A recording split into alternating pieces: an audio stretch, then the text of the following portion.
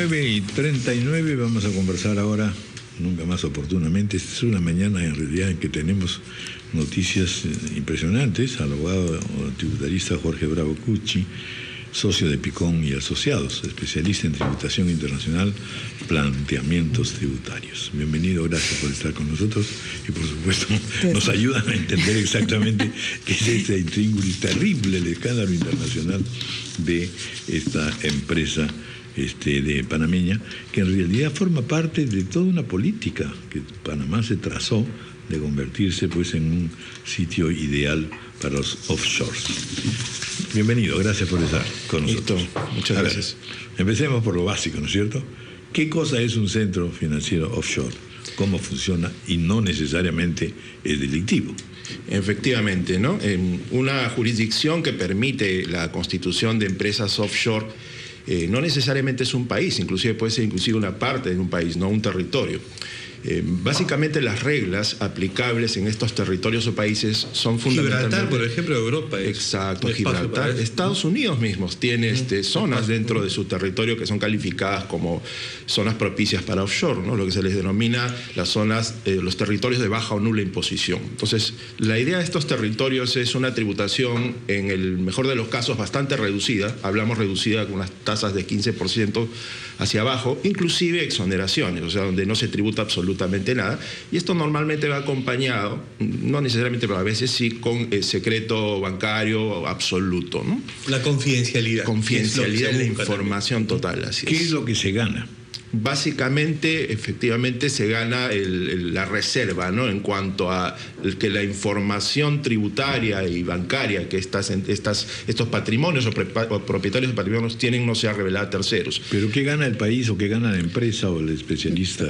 La plata. El espacio tiene esa facilidad. Fundamentalmente es atraer inversiones a través precisamente de estas reglas, ¿no? O sea, la utilizan, en fin. Exacto, ¿no? Y ese es el drama, por ejemplo, en el cual viven países como Panamá, ¿no? Que están dentro del país de la pared. Si uno, por ejemplo, abre una cuenta en Estados Unidos, tiene que tributar en Estados Unidos y tiene que tributar en el Perú. Los paraísos fiscales lo que le permiten a uno es no tributar en el lugar donde está poniendo su dinero, pero sí está obligado a tributar en el país de donde ese dinero salió, ¿no es cierto?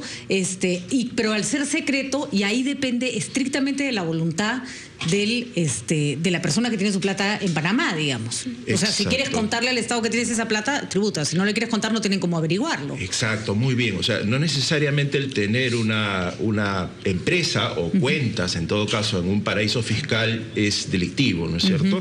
O sea, lo correcto que es que si una persona, un peruano, tiene una cuenta abierta en un paraíso fiscal como Panamá o tiene una empresa en Panamá, declare esas rentas, ¿no? Que dicho para tributar en el Perú. Sí, claro. Pero también hay otras figuras, ¿no? Por ejemplo, en Europa hemos visto, no solamente en Europa, figuras enormes del deporte que cambian su lugar de residencia para tributar menos, para pagar menos por los ingresos que tienen, ¿no? Así es.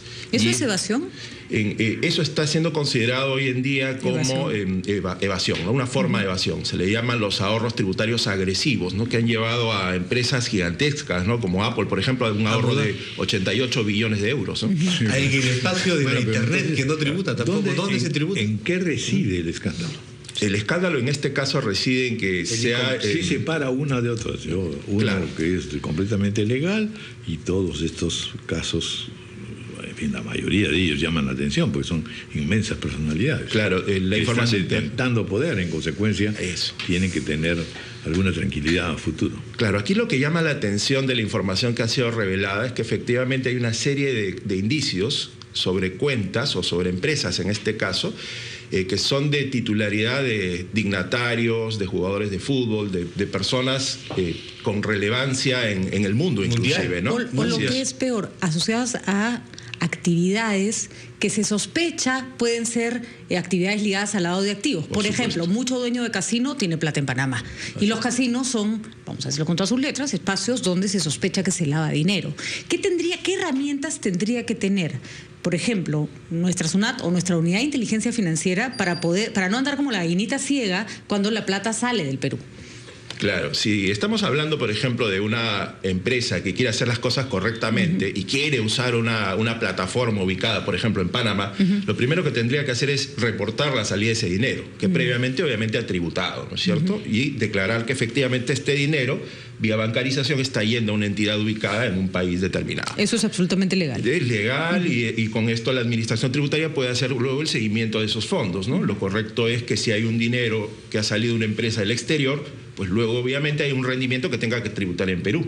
Y si no lo hay que efectivamente pedirle las explicaciones hacer del el caso. descargo. Pero ¿saben dónde está el escándalo? En los casos en los cuales ciudadanos peruanos, por ejemplo, podrían haber estado obteniendo rentas fuera del territorio peruano y ocultándolas en estas entidades.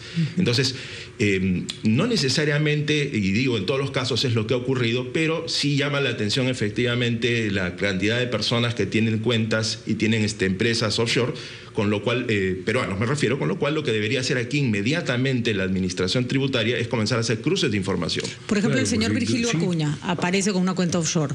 Él ha tenido que hacer una declaración jurada de sus ingresos para postular al Congreso. Si ahí no está esa declaración jurada, ahí habrían problemas. Ese cruce de información nomás te dice que hay un problema, ¿no es cierto? Así es. En una empresa offshore, ¿puedo yo mantener el anonimato de mis depósitos? Claro, en principio, número, esas son las reglas. ¿No? Se supone que eso es lo que te da confidencialidad. Porque en realidad, en el fondo, lo que va a ocurrir es pues que en ningún caso vamos a tener toda la claridad, ¿no es cierto?, de investigación. Y entonces esto va a ser un proceso bastante largo, que tiene una enorme repercusión política, pero desde el punto de vista de la investigación misma de los países y del sistema tan extraño que se ha generado, no es fácil llegar a conclusiones. Definitivamente no es fácil y hay algo importante a tener en cuenta. Más allá del tema de los Panama Papers, el mundo desde el año 2012, a raíz de este caso de IBM, y hablo de los gobiernos del mundo, vienen peleando contra, por ejemplo, los paraísos fiscales, o sea, la eliminación de los paraísos fiscales en el mundo, que todos los países abran sus informaciones y obviamente exijan, en todo caso, cierto nivel de tributación para no generar un dumping, ¿no? Una precisión, o sea, conocemos los nombres de los titulares de esas cuentas porque la base de datos, por llamarla de un modo, de la empresa, de la firma Mossack Fonseca, una firma además jurídica de abogados, es la que se ha filtrado, porque si no, no podríamos conocer quiénes son los titulares de determinadas cuentas en este paraíso fiscal, ¿no? Claro, Sí. porque es una investigación, en realidad, es una investigación hecha por un grupo de investigadores, periodistas, o sea, no tiene mucho que... no se trata de una investigación de gobiernos todavía. Y hay algo en el que nadie repara tampoco, muy pocos, ¿no? Estamos hablando acá de Mossack Fonseca, que es un estudio. Uno.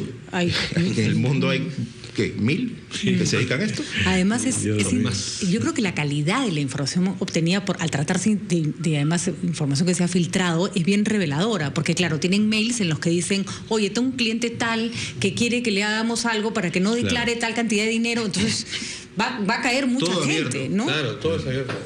1 millón de documentos son los que están... Sí, claro. Sí, 2 teras de información, es una Eso es barbaridad de barbaridad de información. ¿Saben que eso, y solo para cerrar una idea, nosotros hablamos y escucho que se pide investigación, pero muy a la peruana siempre pedimos y no actuamos. España... O ayer, primero también sancionamos, condenamos y luego pedimos investigación. eso es lo otro, ¿no? Sí. Entonces, aquí lo que se tiene que hacer es investigar, pero ya desde ayer. España desde ayer ya está Ya empezó a investigando. investigar. Ahora, lo que usted dice es que estamos entonces en un universo, en realidad, de offshores. Sí, lamentablemente la realidad es que hay un universo de... El que no pertenece a un offshore o no ha depositado un offshore es un indigente casi. Eso somos nosotros.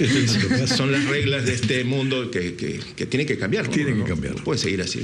Sí, pues se está comprometiendo vivamente, en realidad, la estabilidad de los gobiernos y sobre todo la dignidad de las personas, de los dirigentes, ¿no? Muy bien. Bueno, pues muchas gracias, doctor Jorge Bravo. Nos ha dado usted un panorama impresionante. Listo, muchas gracias. Muchas a sus gracias. órdenes. 9:48, vamos a hacer una pausa.